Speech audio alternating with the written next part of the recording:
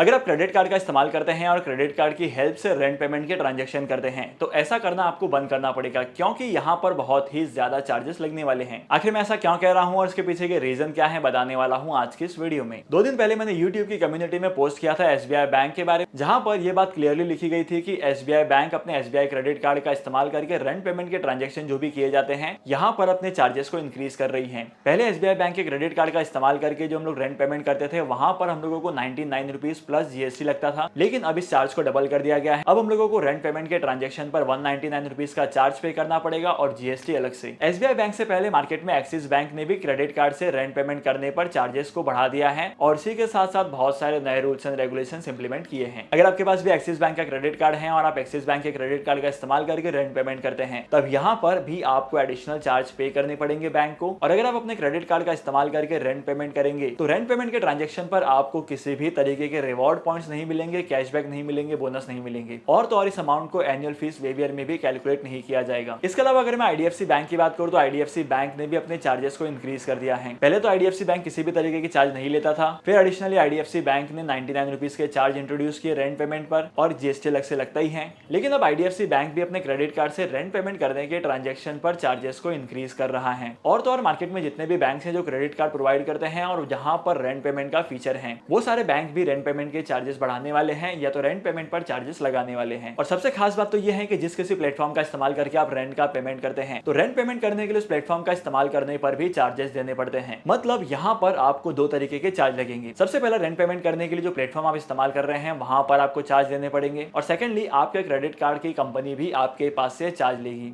लेकिन बैंक इन rent payment के transaction पर चार्जेस को लगा क्यों रहे हैं या चार्जेस को इंक्रीज क्यों कर रहे हैं? देखो, स्पेसिफिकली रेंट पेमेंट के ट्रांजेक्शन में होता क्या है कि आपके क्रेडिट कार्ड से फंड ट्रांसफर होते हैं स्पेसिफिक बैंक अकाउंट में और उस बैंक अकाउंट से कोई भी एज अ कैश उस पैसे को निकाल सकता है। तो बैंक्स का मानना है कि ये ट्रांजैक्शन आपके कैश विड्रॉवल जैसा ही हो गया। आप किसी और के अकाउंट में फंड ट्रांसफर करके उसे एज अ कैश विड्रॉ कर सकते हैं। ऐसी बहुत सारी चीजें हैं जो आपको आने वाले टाइम पीरियड में पता चलेगी। लेकिन अगर आपका रेंट पेमेंट करना इतना ज्यादा महंगा होगा क्रेडिट कार्ड से तो आपके लिए लॉस वाली बात है। इसीलिए मैं आपको पर्सनली रिकमेंड करूंगा कि आपको रेंट पेमेंट के लिए क्रेडिट कार्ड का इस्तेमाल कम से कम करना है। अगर आपको आज की इस वीडियो का कंटेंट वैल्यूएबल लगा है तो आज की इस वीडियो को लाइक करना, शेयर करना, इसी के साथ साथ अगर आप इस चैनल पर नए हो तो इस चैनल को सब्सक्राइब करो। मैं आपको मिलूंगा अगली वीडियो में नए टॉपिक के साथ, एक इंटरेस्टिंग टॉपिक के साथ। तब तक के लिए signing off, happy investing and good bye.